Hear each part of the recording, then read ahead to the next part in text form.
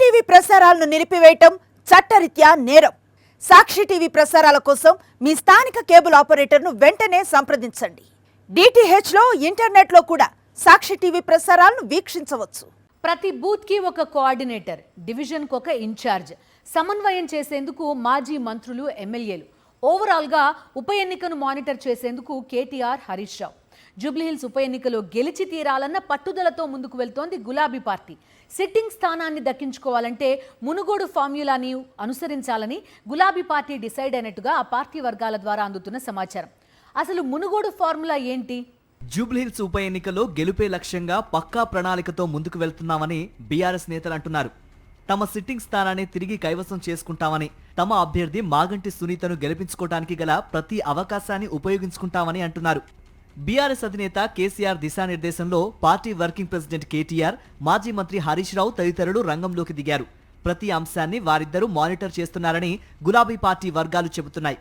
గతంలో మునుగోడు ఉప ఎన్నిక సందర్భంగా అనుసరించిన వ్యూహాన్ని జూబ్లీహిల్స్ బైపోల్లోనూ అనుసరించాలని నిర్ణయించారని, మునుగోడు ఫార్ములాతో ముందుకు వెళ్తే గెలుపు ఖాయమని కారు పార్టీ నేతలు భావిస్తున్నారని ఆ పార్టీ వర్గాల్లో చర్చ జరుగుతోంది. గతంలో బీఆర్ఎస్ అధికారంలో ఉన్నప్పుడు మునుగోడు నియోజకవర్గానికి ఉప ఎన్నిక వస్తే ప్రత్యేక స్ట్రాటజీని అమలు చేసి ఆ సీటును గెలిచింది గులాబీ పార్టీ. ఇప్పుడు జూబ్లీహిల్స్ లోనూ అదే ప్రణాళికను అమలు చేయాలని భావిస్తోంది. మునుగోడు ఉప ఎన్నిక సందర్భంగా ఒక్కో గ్రామానికి రాష్ట్ర స్థాయి వ్యక్తిని ఇన్ఛార్జిగా నియమించారు. వారందరూ అక్కడ లోకల్ నాయకుల్ని కలుపుకుంటూ ప్రచారం చేశారు. అదే సమయంలో ద్వితీయ శ్రేణి నాయకులను ఆయా గ్రామాల్లోని వార్డులకు ఇన్ఛార్జీలుగా నియమించి పర్యవేక్షణ చేశారు. దాంతో 2022 నవంబర్ నెలలో జరిగిన ఎన్నికల్లో మునుగోడు ప్రజలు కారు పార్టీకి జై కొట్టారు. సరిగ్గా 3 ఏళ్ల తర్వాత ఇప్పుడు జూబ్లీహిల్స్ లో మునుగోడు ఫార్ములాను అనుసరిస్తోంది కారు పార్టీ. మునుగోడు తరహాలోనే ప్రతి బూత్ కు ఒక రాష్ట్ర స్థాయి నాయకుడిని ఇన్ఛార్జిగా నియమించారు. మొత్తం 7 డివిజన్లు ఉంటే ఒక్కో డివిజన్ కు ఒక్కో ఎమ్మెల్యే, ఎమ్మెల్సీని ఇన్ఛార్జిగా పెట్టి మానిటర్ చేస్తున్నారు. ఇక జూబ్లీహిల్స్ నియోజకవర్గంలో ముస్లిం మైనారిటీ ఓట్లు అధికంగా ఉండడంతో మాజీ ఉప ముఖ్యమంత్రి మహమూద్ అలీతో పాటు మరికొంతమంది మైనారిటీ నేతలను రంగంలోకి దించారు. ఆ తర్వాత ఎక్కువ స్థాయిలో ఎస్సీ ఓట్లు ఉండడంతో ఇక్కడ మాజీ మంత్రులు కొప్పుల ఈశ్వర్, రాజయ్యలకు ప్రచార బాధ్యతలు అప్పగించారు. జూబ్లీహిల్స్ లో యాదవ సామాజిక వర్గం ఓట్లు కూడా చాలా కీలకం కావడంతో ఓవరాల్ నియోజకవర్గ ఇన్ఛార్జిగా బాధ్యతలు నిర్వహిస్తూనే యాదవుల ఓట్లపై కూడా కన్ను వేయాలని మాజీ మంత్రి తలసాని శ్రీనివాస్ యాదవ్ కు అధిష్టానం ప్రత్యేక బాధ్యతలు అప్పగించినట్టు తెలుస్తోంది.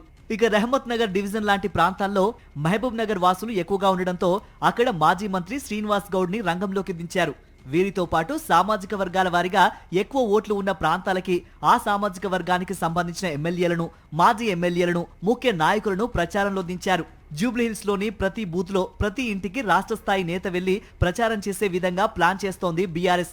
దీని ద్వారా నియోజకవర్గంలోని ఓటర్లందరినీ నేరుగా కలిసే అవకాశం ఉంటుందని భావిస్తున్నారు. ఇప్పటికే నియోజకవర్గంలోని 7 డివిజన్లకు ఇన్ఛార్జ్లను నియమించిన బీఆర్ఎస్ పెద్దలు ఎప్పటికప్పుడు వారితో సమీక్షలు నిర్వహిస్తున్నారు. సమయాన్ని బట్టి డివిజన్ ఇన్ఛార్జీలు, ముఖ్య నాయకులతో వార్ రూమ్ నుండి కేటీఆర్ టెలికాన్ఫరెన్స్ నిర్వహిస్తూ అలర్ట్ చేస్తున్నారు. మొత్తానికి జూబ్లీహిల్స్ ఉప ఎన్నికలో గెలిచేందుకు మునుగోడు ఫార్ములానే ఇక్కడ ఉపయోగిస్తోంది గులాబీ పార్టీ.